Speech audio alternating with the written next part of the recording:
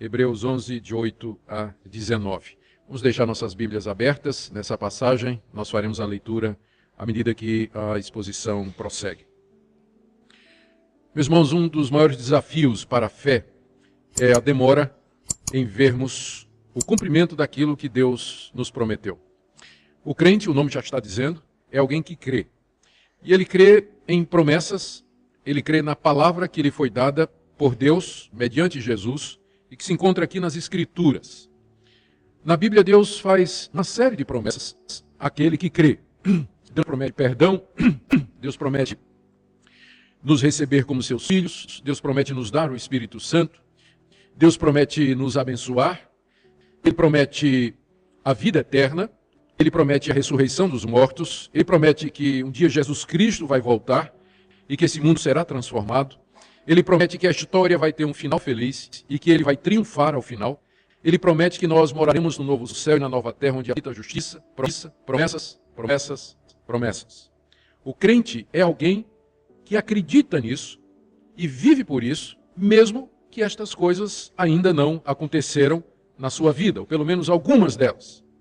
E a demora para que estas coisas aconteçam é um fator para que muita gente desanime, muita gente questione se Deus existe, se suas promessas são verdadeiras, se a Bíblia é confiável. Não são poucas as pessoas que se encontram confusas, porque é um dia após o outro, a mesma rotina, o sol se levanta, percorre o céu, se põe, amanhã vai ser a mesma coisa, entra ano, sai ano, tudo parece ser igualzinho como sempre foi, e aí não são poucos os que começam a desanimar. Agora, acrescente a isso as coisas dando errado. Imagine que, além das coisas parecerem exatamente as mesmas, e as promessas parecem não se cumprir, além disso, além da demora, você começa a enfrentar problemas aqui.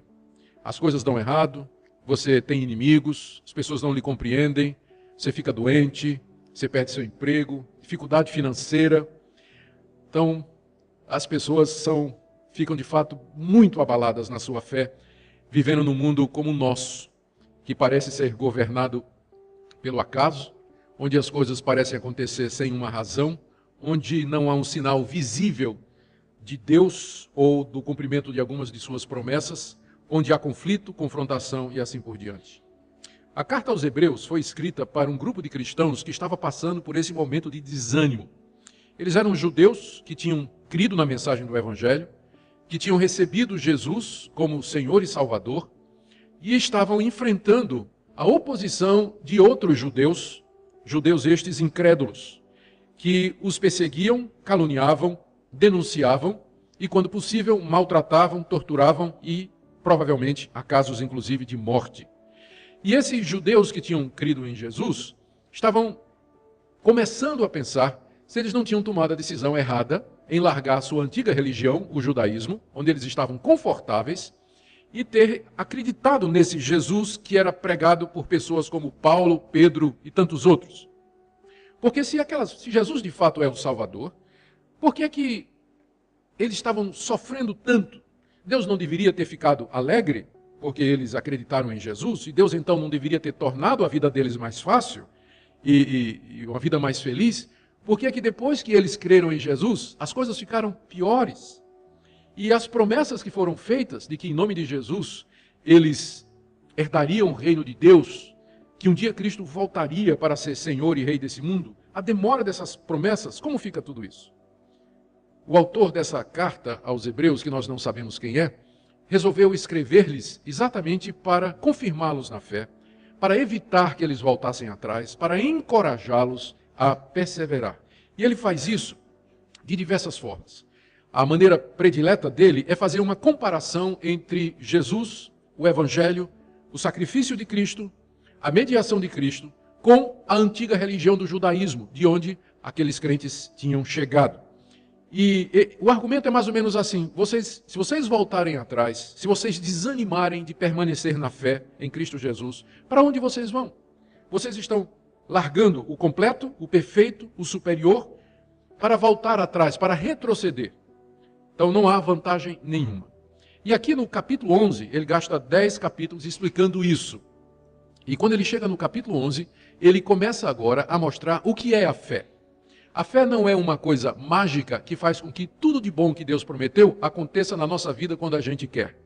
A fé, ao contrário, é a capacidade de você continuar a confiar em Deus, mesmo quando tudo parece dar errado e mesmo quando as promessas dele parecem demoradas em seu cumprimento. Ele começa o capítulo explicando isso com as seguintes palavras: a fé é a certeza de coisas que se esperam, a convicção de fatos que não se veem. É isso que é fé. A fé, ele continua, no verso 3, nos leva a entender que o universo foi formado pela palavra de Deus, de maneira que o visível veio a existir das coisas que não aparecem.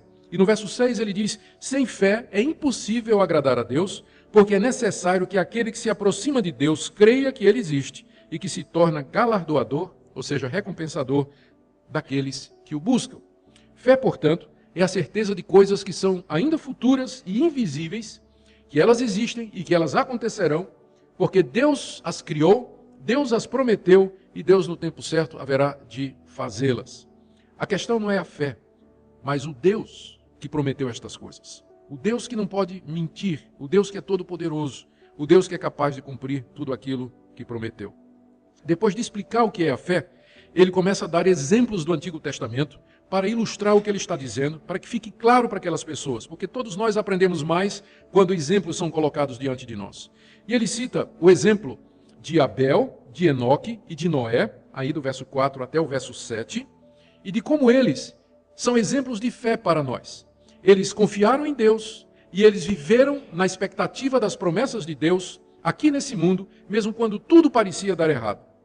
Pela fé, Abel ofereceu a Deus a verdadeira religião.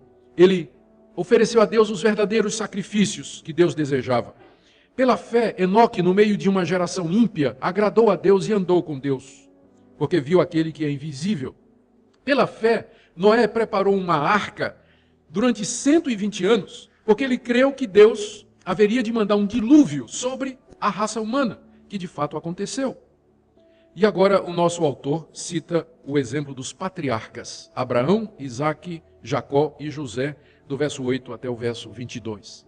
Agora pela manhã nós vamos ficar apenas com o exemplo de Abraão, que vai do verso 8 a 19, porque Abraão ele gasta tanto tempo tratando de Abraão, porque Abraão era o pai da nação de Israel, é considerado o pai da fé, o pai dos crentes, o amigo de Deus.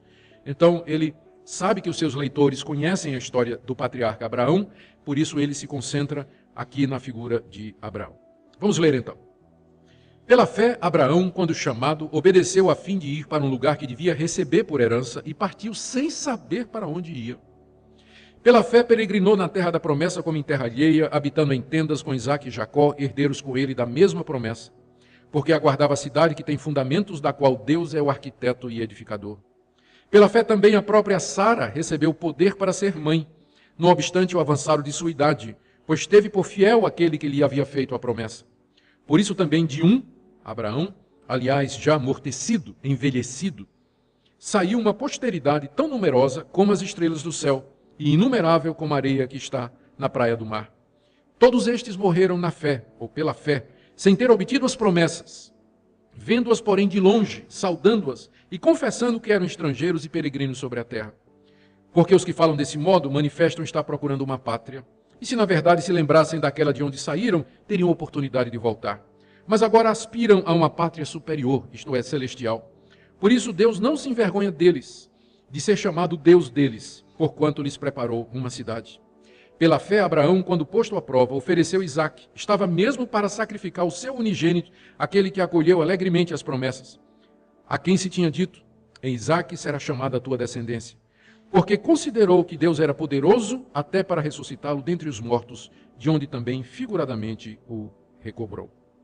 Queridos, aqui nessa passagem, o nosso autor expõe 5 episódios na vida de Abraão que demonstram a fé de Abraão. Como Abraão viveu pela fé, como ele triunfou pela fé e como ele morreu na fé no Deus que lhe chamou e que lhe apareceu. O primeiro episódio é exatamente o chamado de Deus, está aí no verso 18. Pela fé, Abraão, quando chamado, obedeceu a fim de ir para um lugar que devia receber por herança e partiu sem saber para onde ia. De acordo com o livro de Gênesis e outros livros do Antigo Testamento, Abrão era um caldeu, Ele morava na Mesopotâmia, na cidade de Ur. Ele era um pagão e ele era um idólatra. Ele adorava outros deuses. Ele não conhecia a Deus. Um dia, inesperadamente, soberanamente, ele tem uma visão.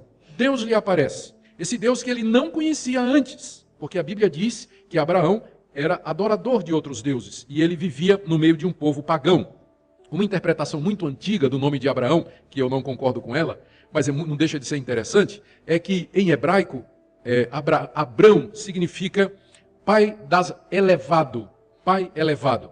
E aí o intérprete, chamado Orígenes, na verdade Filo, ele dizia que isso significava que Abraão olhava para os céus porque ele era astrólogo, praticava astrologia, que é uma espécie de misticismo, né? Então era isso que o nome Abrão significava, aquele que olha para o céu para contar as estrelas, para predizer o futuro, adivinhar a sorte, o destino através do movimento dos astros. Tal era Abrão. E um dia ele tem essa visão, pelo menos é o que a gente imagina. De qualquer forma, Deus falou com Abrão.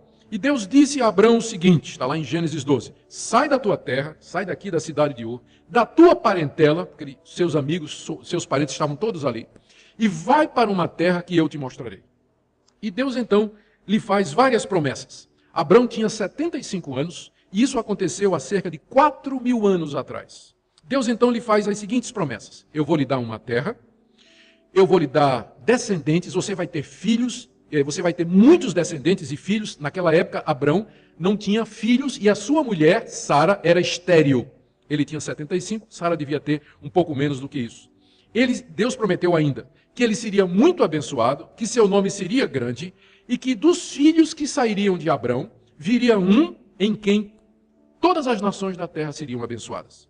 E Deus mandou que ele saísse e não disse para onde ele devia ir.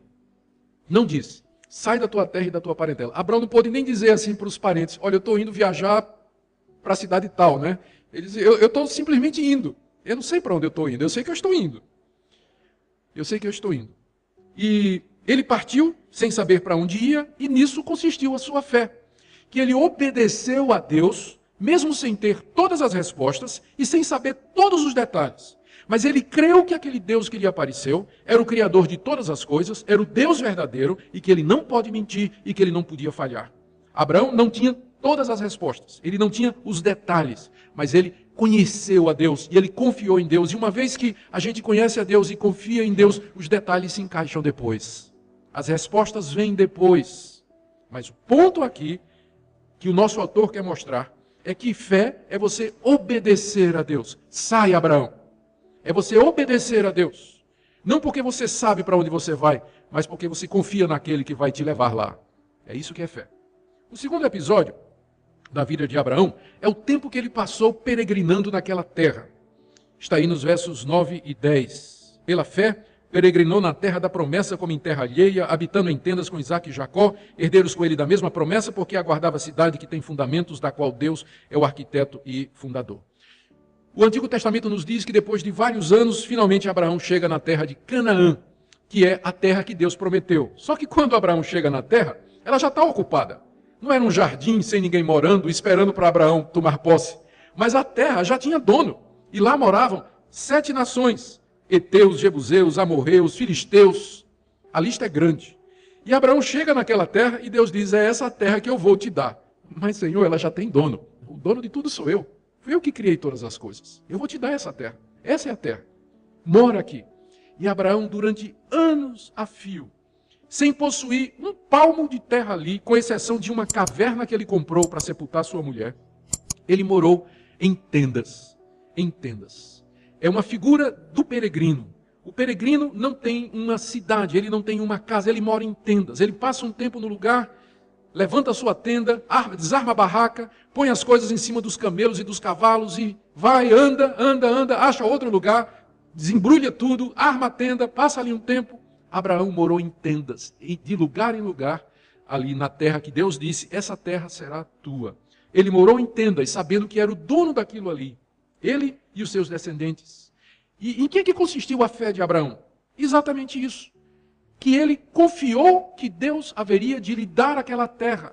E mesmo que ele não tivesse, durante toda a sua vida, note isso, ele morreu sem ter recebido essa promessa. Ele morreu sem ter recebido essa promessa. Então, ele morava de tenda em tenda. Ele mudava de um lugar para outro, conhecendo todos os detalhes da terra, sabendo que aquilo era seu, mas sem receber a promessa que Deus lhe tinha dado. Essa terra é sua. Então o fato dele morar em tendas é mostrado aqui pelo autor de Hebreus como um exemplo da sua fé. Você morar numa terra que você sabe que é sua, mas ainda não. Então você vai viver em tendas. Abraão não queria comprar um pedaço de terra, porque Deus tinha dito que Deus daria aquela terra para ele, e não seria um pedaço, mas toda também. E aqui o nosso autor diz no verso 10 que, na verdade, Abraão estava olhando para além da promessa, e esse verso é muito importante. Diz aí no verso 10 que Abraão aguardava a cidade que tem fundamentos. O contraste aqui é entre ele morar em tendas. Quem já acampou sabe como é tenda. É extremamente frágil. Rapidamente você arma e desarma. Você põe ela em qualquer lugar. Ela não tem fundamentos. No máximo a tenda é presa na terra por argolas em estacas enfiadas no chão. Abraão morava em tendas. Mas o que ele esperava, diz o verso 10, era a cidade que tem fundamentos. Uma cidade permanente. Uma cidade para sempre. Uma cidade sólida, da qual, veja o final do verso 10, Deus é o arquiteto e o edificador. Abraão morava em tendas que ele mesmo fez, mas ele esperava a cidade que tem fundamentos que Deus haverá de fazer. Já naquela época, Abraão esperava a cidade celestial, o novo céu e a nova terra, a habitação final, a morada dos justos, o templo de Deus glorioso em toda a eternidade, onde nós iremos adorá-lo. E nisso consistiu a sua fé. O terceiro episódio está aí do verso 11 a 12, e tem a ver com o fato de que Abraão creu na promessa. Essas duas primeiras têm a ver com terra, não é? Esse terceiro episódio tem a ver com filho. Lembra que Deus prometeu terra e descendência. Abraão era velho, sua mulher também. Muitos anos se passaram ali em Canaã e os filhos não chegavam. Estavam ficando cada vez mais velhos e Sara era estéril. Um dia Deus apareceu e prometeu que dali a um ano nasceria o filho que seria o herdeiro das promessas. Sara riu de incredulidade, mas depois, o episódio, a Bíblia nos diz, ela se arrependeu da sua incredulidade e riu de alegria. Tanto é que o nome da criança é Isaque, que significa riso. Ela veio a crer que Deus haveria de fazer com que ela, uma velha, estéril, teria filhos já em idade avançada, com um marido de quase 100 anos. Verso 11, pela fé também a própria Sara recebeu poder para ser mãe, não obstante o avançado de sua idade, pois teve por fiel aquele que lhe havia feito a promessa. Por isso também de Abraão, aliás, já amortecido, no grego é quase morto, já mortificado, uma referência à idade. Ele era tão velho que já estava com o pé na cova, né? Quer dizer isso mais ou menos. De já com o pé na cova, saiu uma posteridade tão numerosa como as estrelas do céu e inumerável como a areia que está na praia do mar. Quando o autor dessa carta a escreveu, a nação de Israel tinha milhares e milhares de membros. Os judeus estavam espalhados pelo mundo todo e eram todos descendentes de Abraão. Mas na época que Deus disse a Abraão que os seus filhos seriam uma grande nação, Abraão, velho, com mulher estéril, sem condição nenhuma. Fé é você crer que Deus dos mortos pode trazer vida e que Ele pode fazer o impossível. Foi pela fé que Abraão e Sara ganharam o poder de gerar um filho, que seria aquele herdeiro das promessas e que, através de quem Deus traria o descendente que haveria de abençoar o mundo inteiro. Esse é o terceiro episódio que mostra a natureza da fé. É você crer em Deus, mesmo quando aquilo que é prometido parece impossível. Parece uma impossibilidade. Mas a fé, como eu disse, não é uma questão de possibilidade, mas do Deus em quem ela se apoia. No Deus que criou todas as coisas, que do nada trouxe à existência tudo que existe. Seria impossível para esse Deus fazer com que uma senhora de idade estéril, casada com um senhor já bem velhinho, tivesse um filho. Para nós é ridículo, não é? Não faz sentido isso. Mas nós estamos falando de Deus.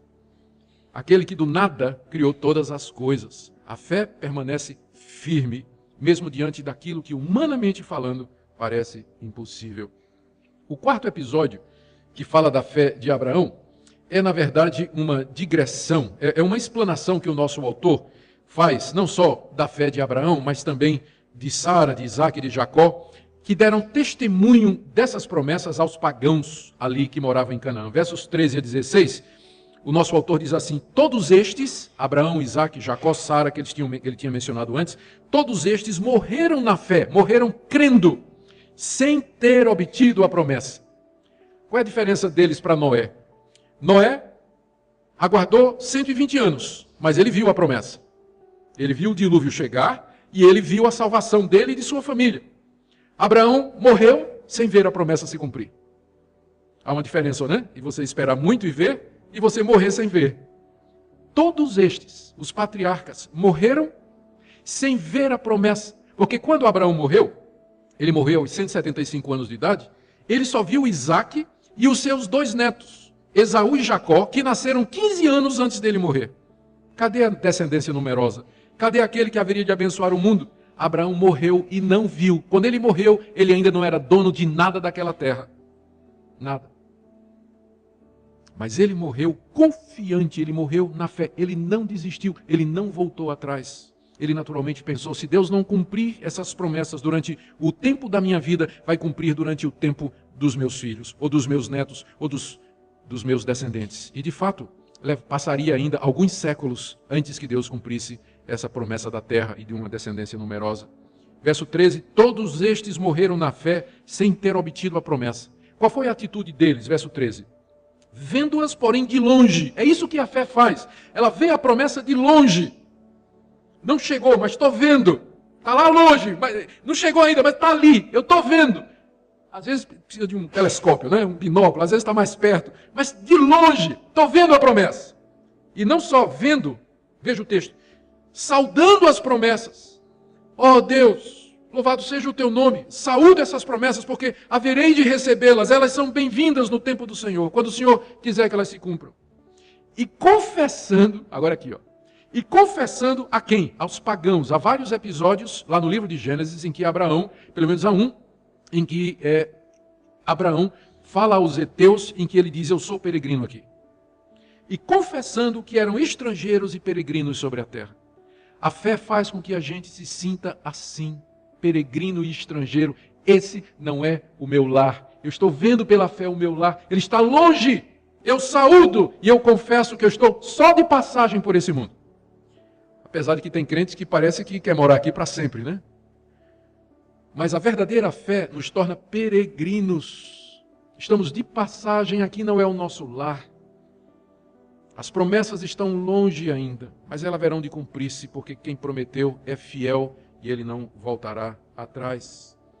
Verso 14 a 16, o nosso autor explica outra vez que todos eles estavam, na verdade, esperando a pátria celestial. Veja o que ele diz, verso 14. Os que falam desse modo manifestam estar procurando uma pátria. É o que nós estamos fazendo, procurando a nossa pátria celestial.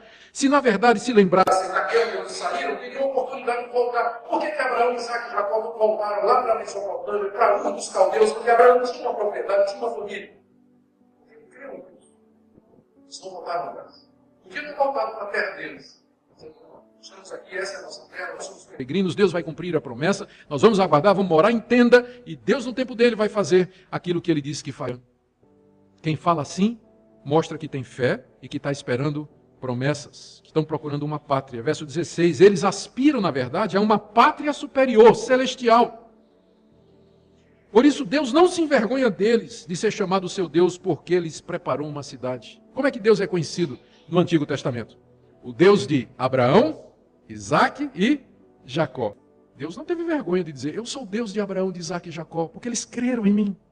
Eles viveram a sua vida toda sem ver as promessas, sem ter o cumprimento das promessas, no meio de dificuldades. Mas eles nunca deixaram de crer em mim. Eu não me envergonho de ser o Deus de Abraão, o Deus de Isaque e de Jacó. Agora troque Abraão, Isaque e Jacó pelo seu nome. E faça a pergunta: Deus se envergonharia de dizer: eu sou o Deus de ... Que nós não sejamos um motivo de vergonha para Deus, como os que retrocedem na fé, como os que desanimam, como os que desistem, como os que voltam atrás, mas que nós fiquemos firmes, como quem vê o invisível, porque, como eu disse, embora o capítulo seja sobre fé, mas na verdade é a respeito de Deus. Quem é Deus? Ele é o Deus que fez todas as coisas. Ele é o Criador, Ele é o Todo-Poderoso, nada lhe é impossível. 1000 anos aos olhos dele é como o dia de ontem que passou. Ele tem o tempo dele. O calendário dele não é o nosso. Por isso nós vivemos pela fé, aguardando o tempo de Deus, aguardando o cumprimento de suas promessas. O episódio final, aqui, o quinto episódio na vida de Abraão, é aquele narrado em Gênesis 22, quando Deus lhe apareceu e determinou que ele oferecesse seu filho Isaque, o filho unigênito, o mais velho, e aquele que Abraão amava. Abraão obedeceu a Deus, vocês conhecem a história, eu não preciso aqui dar os detalhes. Abraão obedeceu a Deus, levou Isaque ao altar do sacrifício no alto do Monte Moriá, e ele estava pronto a sacrificar Isaque quando Deus mandou que ele parasse e um cordeirinho substitui Isaque. E o texto diz que o anjo do Senhor disse a Abraão: agora eu sei que tu de fato crês, que tu confias, que tu tens fé, porque não me negaste o teu filho, o teu único filho. Esse episódio é interessante. A fé de Abraão aparece da seguinte maneira. Deus tinha dito para ele: em Isaque será chamada a tua descendência. Verso 18. Ou seja, aquela promessa que eu te fiz, de que viria uma nação numerosa de você, isso vai ser através de Isaque, teu filho. Ele é o portador das promessas e é por ele que virá aquele que vai abençoar todas as nações do mundo. O Messias, o Salvador do mundo, virá através de Isaque. Abraão creu em Deus. Um dia, Deus aparece a Abraão e diz: mata o menino. Como assim? O menino é o portador das promessas. Se ele morrer, não tem Salvador para o mundo. Se ele morrer, o Messias não virá. Como é que Abraão resolveu isso na cabeça? Como é que a fé resolveu isso na cabeça de Abraão? Ele disse: Deus é poderoso para ressuscitar esse menino. Eu vou oferecer o menino em sacrifício, eu vou obedecer a Deus, mas ele não pode ficar morto antes de ter o seu próprio filho. Por isso, a solução que eu vejo, estou pensando na cabeça de Abraão, é que Deus, depois que eu oferecer o meu filho lá no altar, depois que eu matar o meu filho, Deus vai trazê-lo de volta à vida. Quando a gente lê Gênesis 22, percebe que em um dado momento, quando Abraão chega no pé do monte, ou perto do monte, ele está vendo o monte de longe, na verdade, vendo o monte. Ele pega Isaque, o jumento, pega Isaque, a lenha, o cutelo, o fogo, e diz para os servos: fiquem aqui, nós iremos adorar a Deus e voltaremos. Ele não diz voltarei, ele diz voltaremos. Ou seja, ali ele já cria que ele voltaria com Isaque ressurreto dentre os mortos. E é nisso que consistiu a fé de Abraão. Que Deus não falha. Se ele prometeu, ele vai cumprir. Ainda que para isso ele tenha que ressuscitar mortos. Mas ele é o Deus Todo-Poderoso. Ele fará tudo para ser fiel à sua palavra. Vamos ler agora verso 17. Pela fé, Abraão, quando posto à prova, foi uma prova da fé, ofereceu Isaque. Estava mesmo para sacrificar o seu unigênito, aquele que acolheu alegremente as promessas, a quem se tinha dito: em Isaque será chamada a tua descendência. Porque, está aqui o verso 19, é aqui que está a fé dele. Considerou que Deus era poderoso até para ressuscitá-lo dentre os mortos, de onde também figuradamente o recobrou. Figuradamente, Abraão recuperou seu filho de entre os mortos, porque ele ia sacrificar mesmo, crendo que Deus haveria de ressuscitá-lo. Deus o impediu, mas era como se tivesse acontecido. A fé, portanto, de Abraão se manifesta aqui em obedecer a Deus, sabendo que Deus não muda, não falha, não se contradiz e que Ele tem poder para fazer cumprir as suas promessas. Meus irmãos, eu quero terminar com a pergunta: o que nós podemos aprender aqui sobre a fé que salva, a fé verdadeira, aquela que vai nos levar a Deus, perdoar os nossos pecados, aquela que nos faz filhos de Deus e que nos fará entrar no seu reino celestial? Eu começo aqui com uma constatação. A fé que Abraão teve é a mesma fé que nós temos hoje. Aliás, devíamos dizer o contrário. A fé evangélica é a mesma fé que Abraão teve. Porque as promessas que Deus fez a Abraão, todas elas se cumpriram em Cristo Jesus. Porque o descendente que Deus falou que abençoaria o mundo não era Isaque, mas Cristo. E a terra, na verdade, que Deus prometeu, é uma figura dos novos céus e terra que Deus prometeu ao seu povo. E a nação que viria de Abraão não são somente os descendentes físicos de Abraão, mas os milhões e milhões de todas as tribos, povos e nações que em todo o mundo professam a fé em Cristo Jesus. Ora, nós, os que cremos, nós somos os filhos legítimos de Abraão e andamos na mesma pisada da fé que teve Abraão. Abraão viveu aguardando as promessas, obedecendo a Deus e aguardando que Deus finalmente cumprisse o que prometeu. É a mesma coisa hoje. Nós peregrinamos aqui nesse mundo. Nós andamos pela fé. Aqui não é o nosso lugar. Aqui não é a nossa pátria. Nós aguardamos os novos céus e a nova terra que Deus disse que nos daria. Aguardamos o retorno do nosso Isaque, que é Cristo, o Salvador, filho de Abraão. Dito isso, observe que a fé que salva, a fé verdadeira, primeiro, ela produz obediência a Deus. Ela produz obediência a Deus. Não é somente você acreditar aqui, você entender o Evangelho, mas ela muda a sua vida. Ela leva você a obedecer, mesmo quando tudo parece ser contrário. Abraão obedeceu, mesmo quando não tinha os detalhes, não sabia as respostas. Ele saiu de Ur, peregrinou em Canaã sem voltar para casa, ofereceu seu filho. Fé produz obediência a Deus. Segunda coisa que eu queria dizer é que a fé, ela nos torna peregrinos aqui nesse mundo. Moramos em tendas, ansiamos pelo que é eterno, isso nos leva a nos desapegar do mundo e de suas ilusões. Terceiro, a fé significa confiar que Deus vai cumprir as suas promessas, mesmo que elas pareçam demoradas e impossíveis. Eu não sei se estarei vivo para ver a vinda do Senhor Jesus.